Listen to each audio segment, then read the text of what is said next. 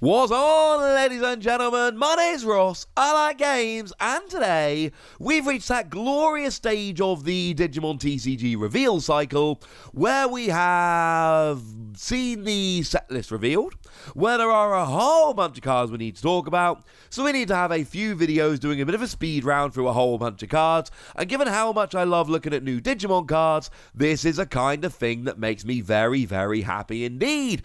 In this particular video, we are going to be going through the new red and blue Digimon, or at least the one we haven't looked at before. So, and just to be clear, right, there may be some I have looked at before. I've gone through my channel, I think I've made a decent list, but if I go through one I've gone through before, let's just all just smile and nod and move on and pretend it never happened. So Skullmon then, one that I always meant to get to, but I never actually got to until today. 5 cost to play normally, 2 cost to Digivolve, 5,000 power. It is a proper dual colour red and black Digimon. It is both red and black and can evolve from red and black. And it's got an inheritable skill whereby when attacking, you may delete one of your opponent's Digimon with 2,000 power or less.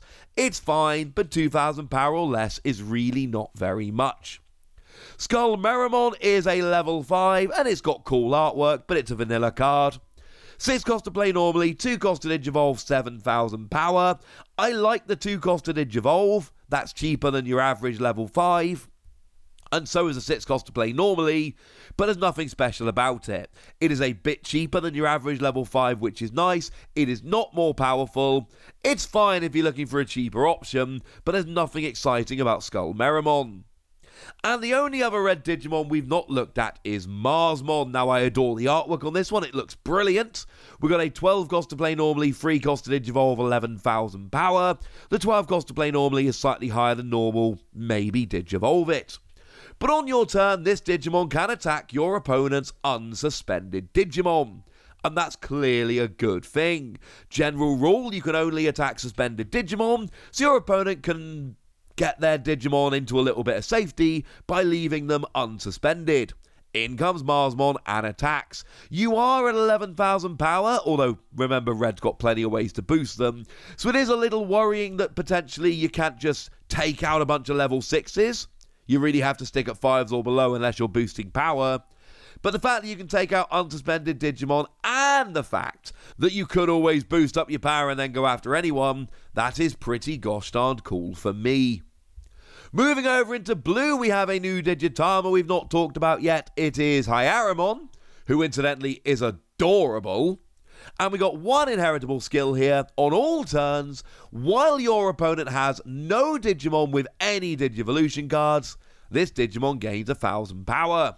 So it's another one of those, like we've seen in blue since the very beginning of the game, that is really gaining a benefit from your opponent having fewer or no Digivolution cards. The problem we have here, and it is a fairly big problem, if any of your opponent's Digimon have any Digivolution cards, this is a little bit of a pain. Doesn't work. And sure, there's ways to get rid of all of your opponent's Digivolution cards, but they're generally not terribly easy. Like most Digitama, it's pretty gosh darn simple. If you are playing a deck that gets rid of Digivolution cards, this is a great option. If not, it's not. Now there is a Veeam, which I kind of feel like I've talked about before, but I couldn't find it in any of my videos, so let's quickly have a look at it now. 3 cost to play normally, 0 cost to Digivolve, 2,000 power.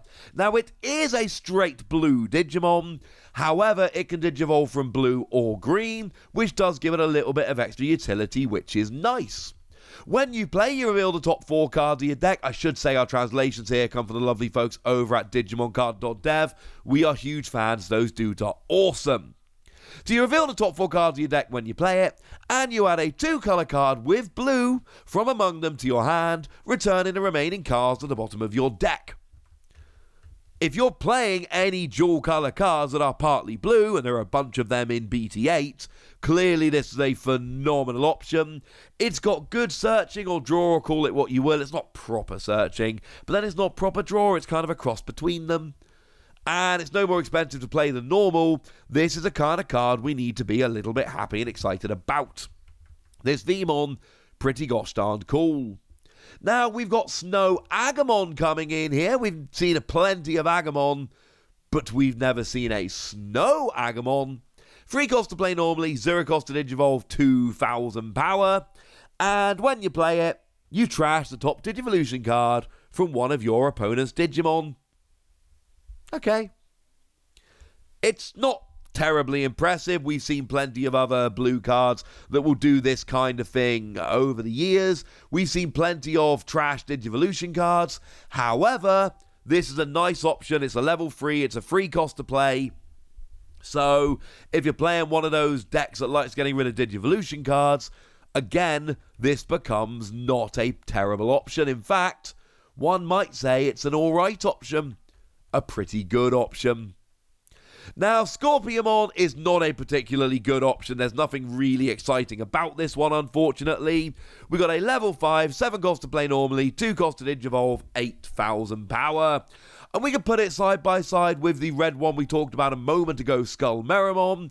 And, you know, they're both 2 cost to Digivolve. This one is 1 more to play, but it's got 1 more power, or 1,000 more power, which is relevant because your average level 5 has 7,000 power.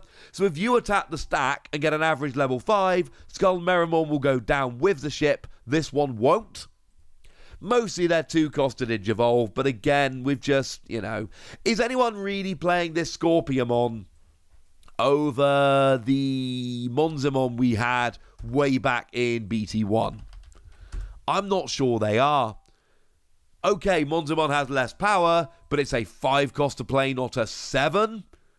That is a cheap level 5. That is a level 5 we can get excited about, even though it's vanilla. And I've seen a bunch of play, at least early on, because it was a bit cheaper.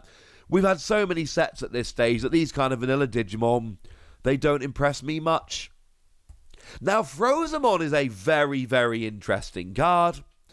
Because 7 cost to play normally, 3 cost to Digivolve, 7,000 power, all fairly standard. But you've got Blocker, and Blocker is good.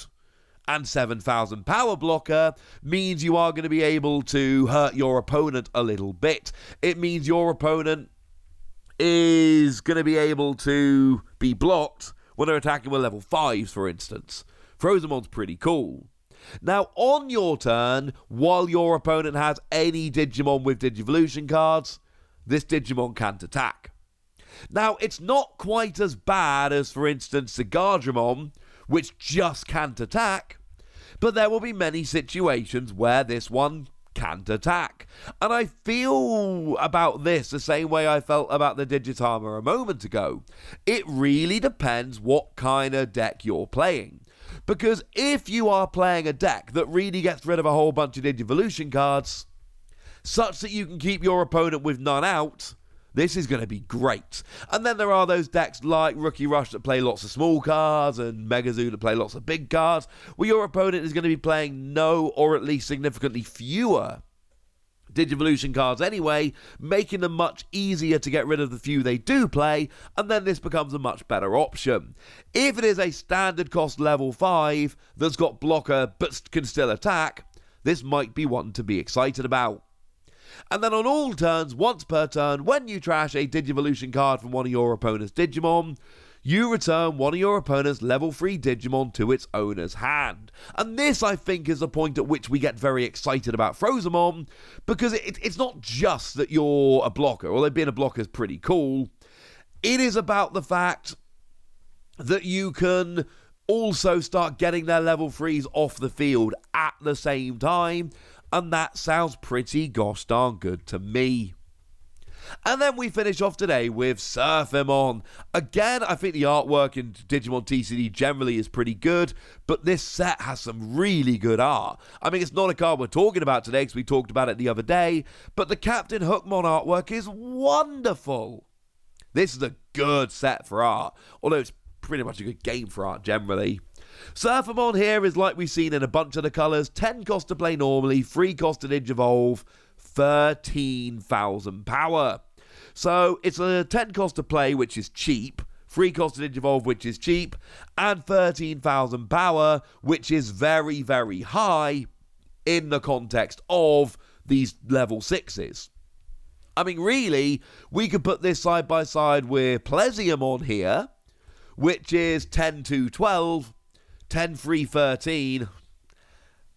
I mean, It's weird. It's not necessarily better, although if you're hard casting it in a Mega Zoo style deck, it's definitely better.